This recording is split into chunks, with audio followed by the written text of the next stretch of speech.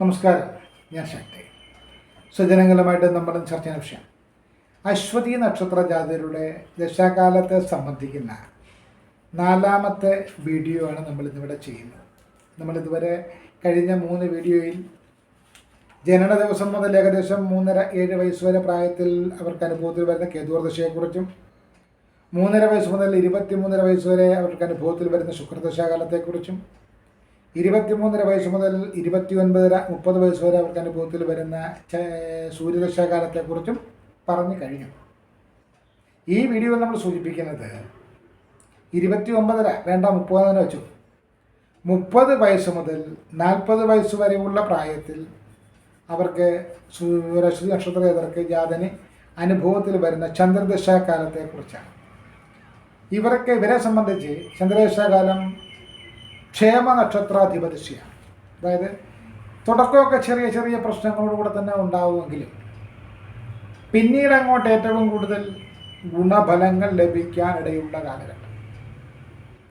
ഈ ക്ഷേമ നക്ഷത്രാധിപതി എന്ന് പറഞ്ഞ വിലയിരുത്തലിനപ്പുറം ഏതൊരു അശ്വതി നക്ഷത്രജാതത്തിൻ്റെയും ജാതക പ്രകാരം ചന്ദ്രൻ്റെ സ്ഥിതി എങ്ങനെയാണെന്നാണ് ആദ്യം പരിശോധിക്കാൻ. ജാതകപ്രകാരം ചന്ദ്രൻ ശുഭനും യോഗകാരകനുമാണെങ്കിൽ ഒരുപാട് ഗുണഫലങ്ങൾ ലഭിക്കും. ജാതകപ്രകാരം ചന്ദ്രൻ ദുർബലനും ദോഷഫലദാതാവുമാണെങ്കിൽ ഗുണഫലങ്ങൾക്ക് കോട്ടം വരികയും ഗുണഫല സാധ്യതകൾ ദോഷഫലമായിട്ട് പരിവർത്തനപ്പെടുകയും ചെയ്യും. ചന്ദ്രദശാകാലത്തിൽ ഏറ്റവും കൂടുതൽ നേട്ടങ്ങൾ അല്ലെങ്കിൽ ഗുണഫലങ്ങൾ ഉണ്ടാകുന്നത് ശുഭനായിട്ടുള്ള ചന്ദ്രൻ്റെ ദശാകാലത്തിൽ മന്ത്രശുദ്ധി കൊണ്ട്, അതായത് ഈശ്വരോപാസനകൾ മന്ത്രജപമൊക്കെ കൊണ്ട് കാര്യസാധ്യം ഉണ്ടാകും. മന്ത്രജപം കൊണ്ട് വളരെയേറെ അനുകൂലമായിട്ടുള്ള ഗുണമുണ്ടാകും, പ്രതീക്ഷിക്കാത്ത നേട്ടങ്ങളുണ്ടാകും. അതുപോലെ തന്നെ കൂടിയാലോചന, കാര്യാലോചന കൊണ്ടുമുള്ള നേട്ടങ്ങൾ, ബ്രാഹ്മണാദി വിഭാഗവുമായിട്ടുള്ളൊരു ചങ്ങാത്തം. ബ്രാഹ്മണാദി വിഭാഗം എന്ന് പറയുമ്പോഴത്തേക്കും പലരും തെറ്റിദ്ധരിക്കാറുണ്ട്, ബ്രാഹ്മണൻ, നമ്പൂതിരി, അയ്യർ വിഭാഗം. അതല്ല ഇവിടെ ഞങ്ങളുടെ വീടിയിൽ ബ്രാഹ്മണൻ എന്ന വാക്കിന് ഞങ്ങൾ കൊടുക്കുന്ന അർത്ഥം ബ്രഹ്മത്തെ അറിയുന്നവരെന്ന് മാത്രമേ ഉള്ളൂ. അതല്ലാതെ ഏതെങ്കിലും ജാതീയമായിട്ടുള്ള ബൂസ്റ്റപ്പ് ഒന്നും ഞങ്ങൾക്ക് താല്പര്യമില്ല, അങ്ങനെ അർത്ഥവുമില്ല. അപ്പം വിവേകവും പാണ്ഡിത്യവും ദൈവസിദ്ധാന്തത്തെക്കുറിച്ച് നല്ല ബോധമുള്ളവർ, നീതിന്യായ ബോധമുള്ളവർ, അങ്ങനെയൊക്കെ ഉള്ളവരുമായിട്ടുള്ളൊരു ചങ്ങാത്തം, അവർ മുഖേനയുള്ള നേട്ടങ്ങൾ, പ്രത്യേകിച്ച് മദ്യക്കച്ചവടത്തിലൂടെ, ക്ഷീരക്കച്ചവടത്തിലൂടെ, സാഗരോൽപ്പന്നങ്ങൾ, കടലുമായി ബന്ധപ്പെട്ടിട്ടുള്ള വസ്തുക്കളിലൂടെയുള്ള കച്ചവടം, ഇങ്ങനെ വിവിധ തരത്തിലുള്ള ധനാഗമ മാർഗങ്ങൾ ചന്ദ്രൻ തുറന്നു വരും. ശുഭനായിട്ടുള്ള ചന്ദ്രൻ, പ്രത്യേകിച്ച് വലിയ വലിയ മന്ത്രവാദികളും മന്ത്രം ഉപയോഗിക്കുന്നവരൊക്കെ ഏറ്റവും കൂടുതൽ വലിയ കാര്യങ്ങളൊക്കെ ചെയ്ത് ഫലശുദ്ധി ഉണ്ടാക്കിയെടുക്കുന്നത് ചന്ദ്രദശാകാലത്തിലാണ്. ചന്ദ്രദശാകാലത്ത് മന്ത്രശുദ്ധി കൊണ്ട് നേട്ടമുണ്ട്. രാജ്ഞി തുല്യമായിട്ടുള്ളവരുമായിട്ടുള്ള സംഗമം എന്ന് പറഞ്ഞാൽ കൂടിക്കാഴ്ച. അത് നമ്മൾ ഏതെങ്കിലും ഒരു തരത്തിൽ നോക്കുമ്പോൾ അവർക്ക് ഒരു അധികാര കുടുംബവുമായിട്ട് ബന്ധമുള്ളവരായിരിക്കും. അതുപോലെ തന്നെ സമുദ്രോൽപ്പന്നങ്ങളുടെ ക്രയവിക്രയം കൊണ്ടുണ്ടാകുന്ന ധനം, സാഗര സ്നാനം, കടലിൽ കുളിക്കേണ്ടി വരിക, ഇവയൊക്കെ ചന്ദ്രദശാകാലത്തിൽ അനുഭൂതി വരേണ്ടയുള്ള ഫലങ്ങളാണ്. ശുഭനായിട്ടുള്ള ചന്ദ്രൻ യോഗകാരകനാണെങ്കിൽ മദ്യക്കച്ചവടം കൊണ്ട് ഏറ്റവും കൂടുതൽ ധനലാഭം. ഔഷധക്കച്ചവടം, ഔഷധവുമായിട്ട് ബന്ധപ്പെട്ട കച്ചവടം കൊണ്ട് ഔഷധീശനായ ചന്ദ്രനെ കൊണ്ടും പറയാം. ഏറ്റവും കൂടുതൽ ഔഷധ കച്ചവടവുമായിട്ട് ബന്ധപ്പെട്ടുള്ള ധനാഗമം. ഔഷധ പ്രയോഗത്തിൻ്റെ മേഖലയിൽ ഡോക്ടർമാരായിട്ടുള്ളവർക്കൊക്കെ വളരെ പ്രസിദ്ധിയാർജിക്കുന്ന തരത്തിലുള്ള ചികിത്സകൾ നടത്തി വിജയിപ്പിക്കാൻ പറ്റിയ, അതൊക്കെ ചന്ദ്രദശാകാലത്തിൽ പറയാൻ പറ്റുന്ന ഫലങ്ങളാണ്. അതുപോലെ തന്നെ ബ്രാഹ്മണ പൂജനം, ബ്രാഹ്മണൻ നേരത്തെ പറഞ്ഞ പോലെ ബ്രഹ്മ തത്വം അറിയുന്നവരുമായിട്ടുള്ള സംഗമം, അവരെ പ്രീതിപ്പെടുത്തുക, അവരിൽ തന്നെ ചില അനുഗ്രഹങ്ങൾ ഉണ്ടാകും. ഉത്തമ സ്ത്രീലാഭം, വളരെയേറെ കൊള്ളാവുന്ന നല്ല മനസ്സുള്ള സ്ത്രീകളുടെ ലാഭം ഉണ്ടാകുക, അല്ലെങ്കിൽ വിവാഹാദി മംഗളകർമ്മങ്ങൾ. ചതുപ്പ് നിലങ്ങളുമായി ബന്ധപ്പെട്ടുള്ള നേട്ടങ്ങൾ, ചതുപ്പ് നിലങ്ങൾ അവ കൈവശം വരിക, അല്ലെങ്കിൽ അത് കൈവശമുള്ളതാണെങ്കിൽ അവിടെ ഒന്ന് പുതുക്കി എന്തെങ്കിലും ഒരു നിർമ്മാണ പ്രവർത്തനം നടത്താൻ പറ്റുക, ഇവയുമൊക്കെ തന്നെ ചന്ദ്രദശാകാലത്തിൽ ശുഭനായിട്ടുള്ള ചന്ദ്രൻ്റെ ദശാകാലത്തിൽ പറയാവുന്ന ഫലങ്ങൾ. ശുഭനായിട്ടുള്ള ചന്ദ്രൻ രാജയോഗ തുല്യനാണ്. ഒരുപാട് സൽഫലങ്ങൾ. കാരണം യോഗകാരകന്മാർ ഇപ്പം ശശിമംഗള യോഗമൊക്കെ ചേർന്ന് നിൽക്കുകയാണെങ്കിൽ അന്നം മുട്ടത്തില്ലെന്ന്, ഒരിക്കലും അന്നം മുട്ടത്തില്ല എന്ന് മാത്രമല്ല വിവിധ മാർഗങ്ങളുടെ ധനലാഭം ഉണ്ടാകും. വീര്യവും ശൗര്യവും ഒക്കെ നല്ലതുപോലെ പ്രകടിപ്പിക്കുവാനും പ്രകടിപ്പിക്കേണ്ടുന്ന സാഹചര്യങ്ങളിൽ പ്രകടിപ്പിക്കുവാനും അതുമൂലം ധനലാഭത്തിന് സാധ്യമാണ്.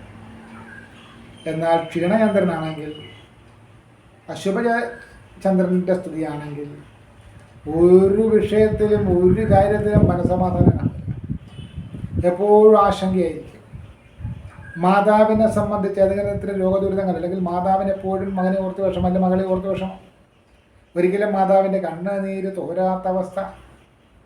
അതുപോലെ തന്നെ ശാരീരികമായിട്ട് ശ്വാസകോശ സംബന്ധമായുള്ള രോഗദുരിതങ്ങൾ, എന്തൊക്കെ എങ്ങനെയൊക്കെ ചെയ്താലും രാത്രിയാകുമ്പോഴത്തേക്കും മനസ്സിനാകെ ഒരു അസ്വസ്ഥത, പ്രശ്നം, ബുദ്ധിമുട്ട്,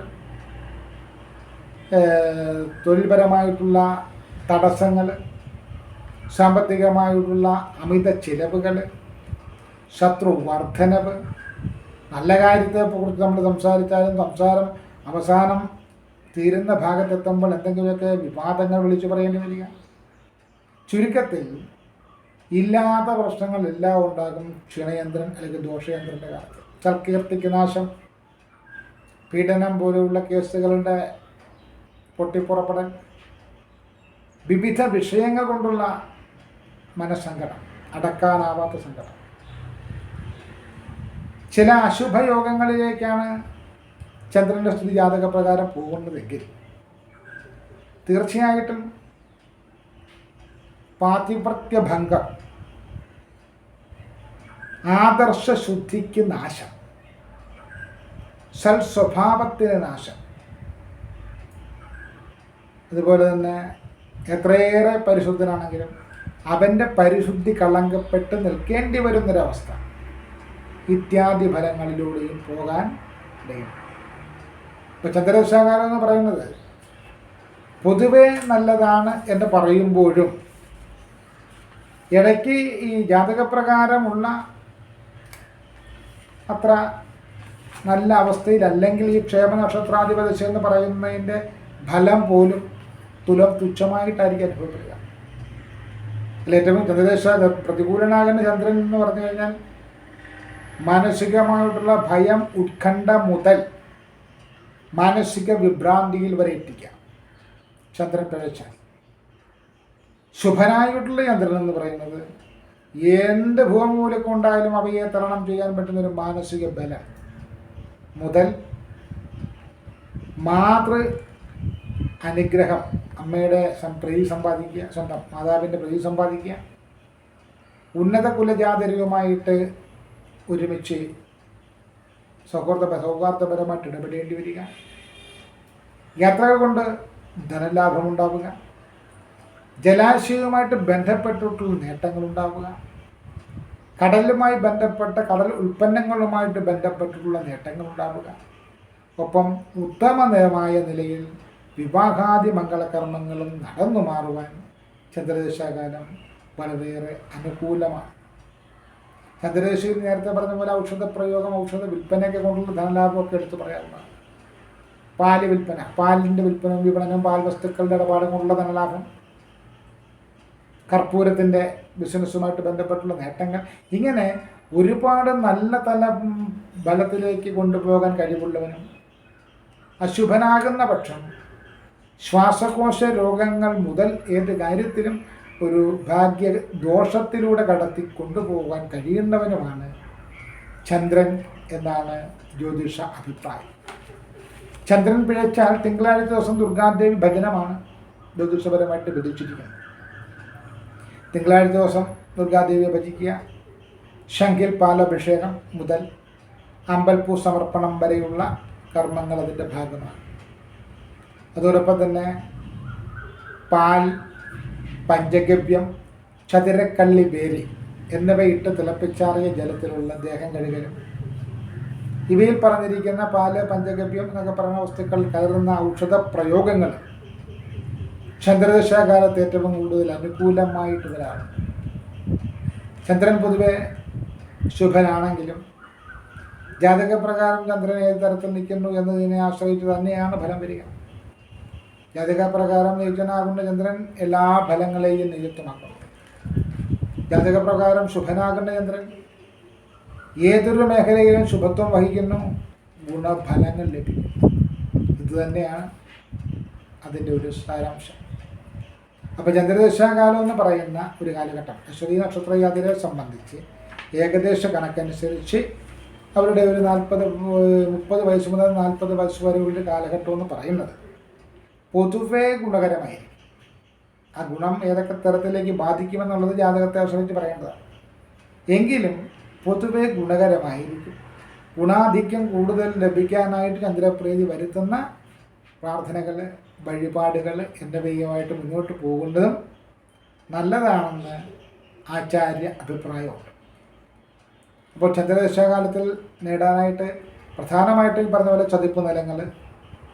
ചതുപ്പ് നിലങ്ങളുടെ ലഭ്യത, പിച്ചള, ഈയം തുടങ്ങിയിട്ടുള്ള വസ്തുക്കൾ ഉപയോഗിച്ചുള്ള പാത്രങ്ങളുടെ ലഭ്യത, ജോലി ലാഭം, ഉന്നത സ്ഥാന മാനപ്രാപ്തി, അപ്രതീക്ഷിതമായിട്ടുള്ള ധനാഗമയോഗം,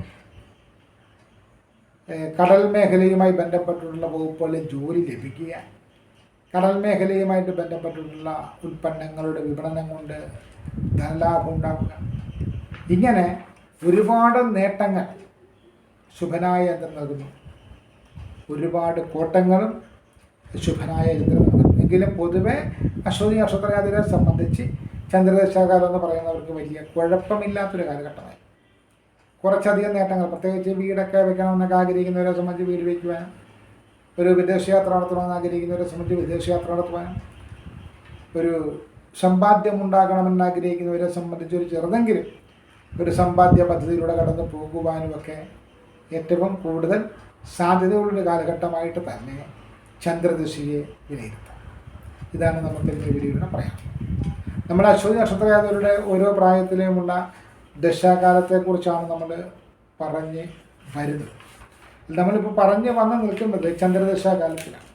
നമ്മൾ അടുത്ത വീഡിയോയിൽ പറയുന്നത് അശ്വതി നക്ഷത്രജാതകരെ സംബന്ധിച്ച് 40 വയസ്സ് മുതൽ 47 വയസ്സ് വരെയുള്ള കാലഘട്ടത്തിൽ അശ്വതി നക്ഷത്രജാതകരെ സംബന്ധിച്ച് അവർക്ക് അനുഭവത്തിൽ വരുന്ന ചൊവ്വാദശാകാലത്തെക്കുറിച്ചാണ്. അതിൻ്റെ കൂടുതൽ വിശദാംശങ്ങൾ അടുത്ത വീഡിയോയിൽ നമുക്ക് ഇതിനോടൊപ്പം ചേർക്കാം. നന്ദി, നമസ്കാരം.